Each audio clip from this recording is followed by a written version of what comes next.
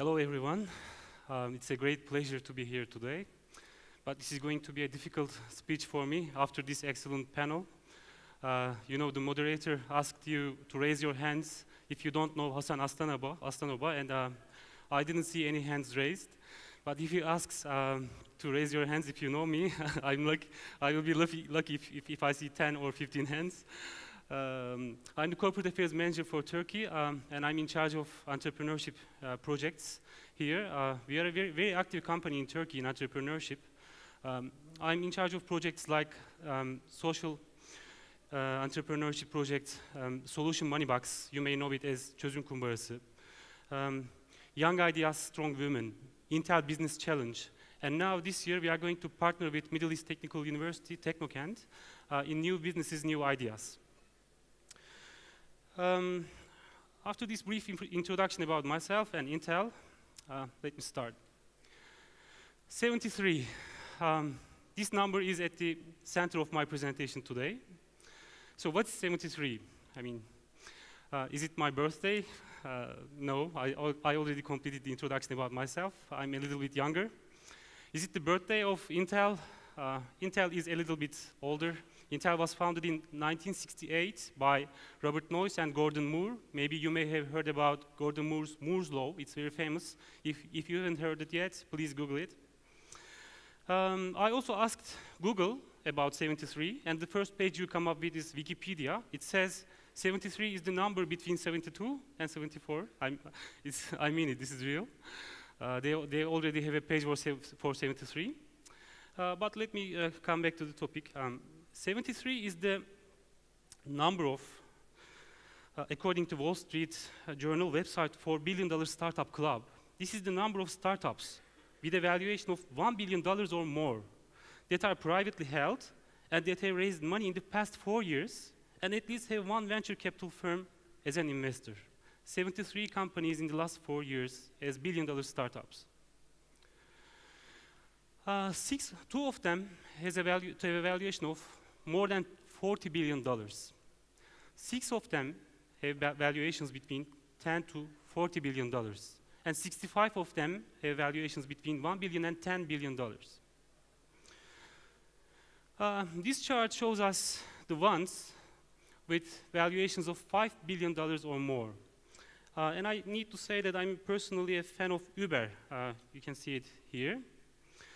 They already have a market value of more than $40 billion.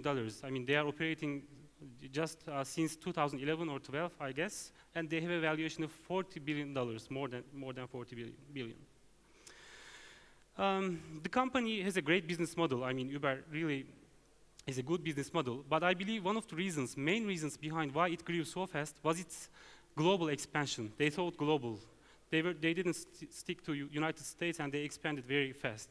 This was one of the reasons they reached this huge market valuation after several rounds of investments. In this slide, just for your information, you can see the industrial distribution of these startups. But this is just for your information. Please do not try to invest in these areas because this is this is backward looking. I mean, this is just for your information. 74% of these companies are technology companies, but we need to look forward for deciding where to invest. And this is the geographical distribution of these $73 billion startups.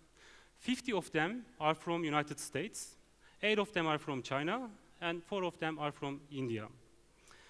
I mean, I believe why we see United States here is very obvious. I mean, if you plan to have a billion-dollar startup, you will have to cross US at some point in the future.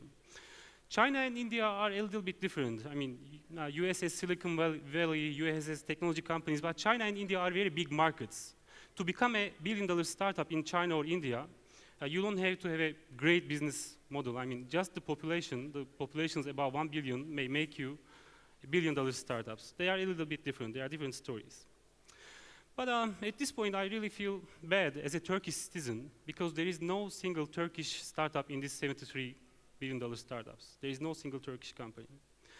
And while preparing this presentation, I asked myself, why? There are big Turkish companies. We have big private businesses like Arçelik, Turkish Airlines, Sabancı, Koç, Turkcell, Garanti. They have market valuations like $5 billion, $10 billion, $15 billion. We have these companies. Oh, I guess I forgot one. There is one more thing, $18 billion. But unfortunately, this is the last quarter profit of Apple in 2014. It is $18 billion. This is just the last quarter profit of Apple, and its market capitalization is about $700 billion. And the conclusion wouldn't change much if I used Apple, Intel, IBM, Google, Cisco. The conclusion is the same here. We are not there yet. But why? I'm a proud alumni of Harvard because, you know, when you read something about a professor from Harvard saying something about anything, you generally trust him. So I went back to my class notes from Harvard, and I came up with this Growth Diagnostics by Rodrik and Hausman. Danny Rodrik is a very famous Turkish economist, and Ricardo Hausman is the head of International Development Center at Harvard University. They have a paper, and in that paper, they are analyzing the problem of low levels of private investment and entrepreneurship in countries. And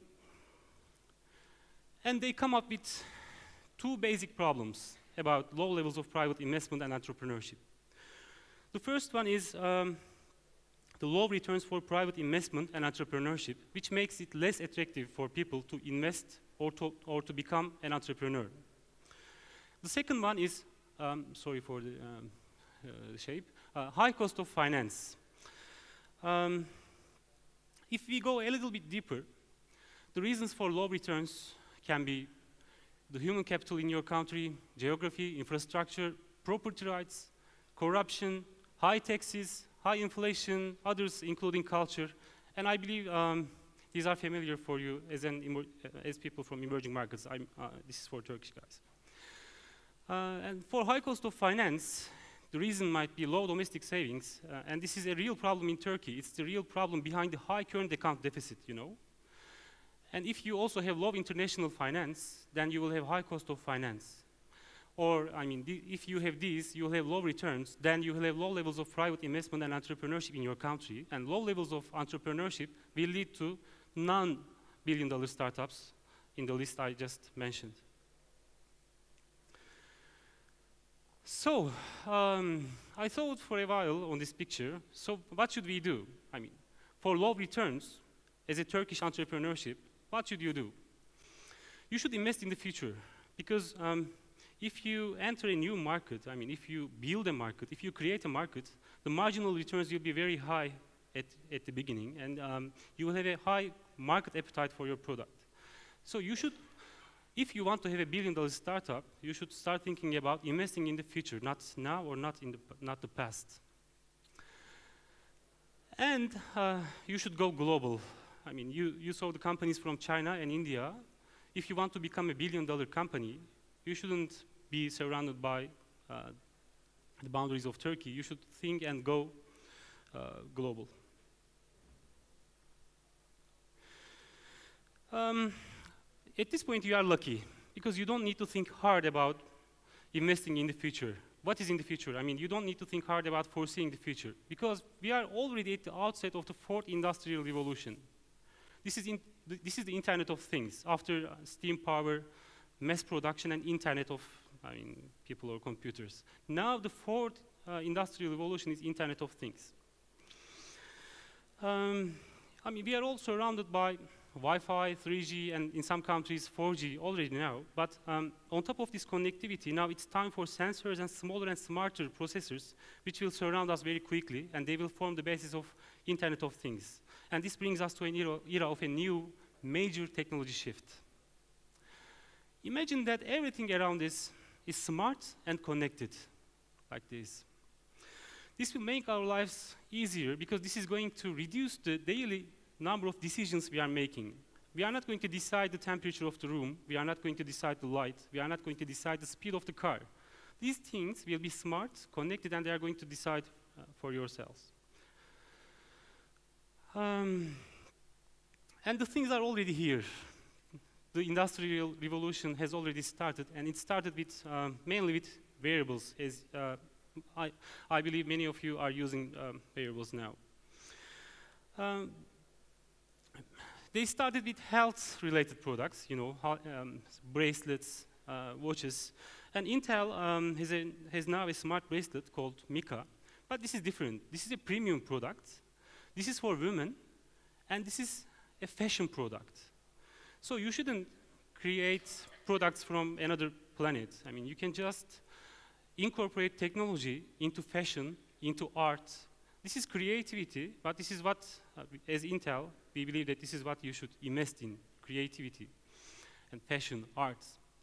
Here you can also see Basis Peak. This is the smartwatch of Intel, and here it is. Here is the our smart headphones. This is produced in collaboration with SMS Audio in the United States. It's the company of 50 cents, the famous 50 cents. This is a smart headphone, and it adjusts the songs, the music, according to your training needs. If you need to slow down during running, it just plays songs accordingly. If you need to go faster to burn fat, then it plays songs which will bring your motivation up. And I'm proud to say that part of the software for this product has been created in our research and development center in Istanbul. Talking about wearables, I mean, I can't skip Intel Make It Wearable competition. As Intel, innovation is at the heart of our business, and we support innovation through global competitions, and Make It Wearable is one of them. Last year, we distributed $1.3 million as monetary awards, and we also provided mentorship to projects involved in this competition. Here you see the top three. The winner was Nixie. It's a wearable camera. It flies, it takes your selfie and comes back to your hands, and it received an award of $500,000. The second one is a very low-cost robotic arm. The third one is it's just a glow. It measures temperature, it measures the electricity under your hand, in the cables, but it's innovative, and this is the third project which received award in Make It Wearable last year. And please follow up the developments on Intel website regarding the competition for 2015. Smart vehicles is one of the early adopters of the new era, of this new industrial revolution.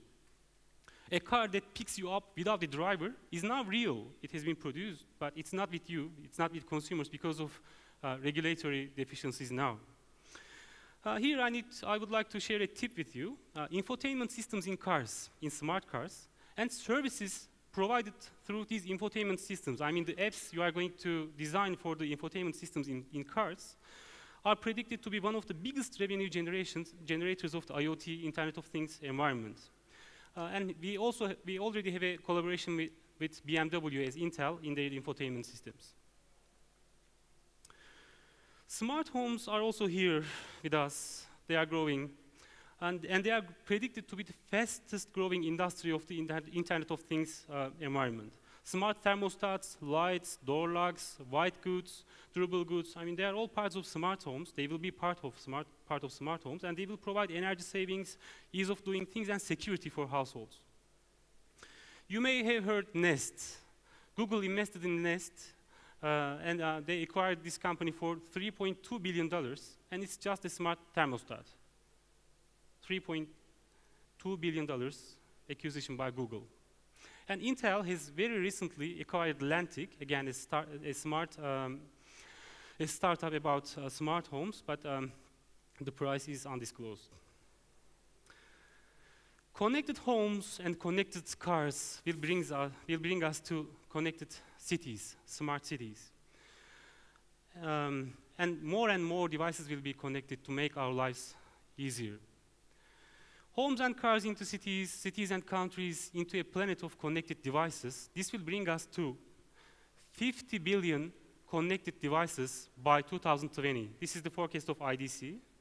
Now, as of 2013, we have 8 billion smart and connected devices. In 2020, just 5 years later, this number will reach to 50 billion. There is a huge growth potential here. And to achieve these figures I mentioned, the processors will have to get smarter. So this is going to be the business of Intel. If something is smart and connected, it's best with Intel, and it's going to be best with Intel. But there will be some developments I would like to share with you. Imagine graphene taking over silicon. Then computers, in a few years, will be lighter, smarter, and transparent.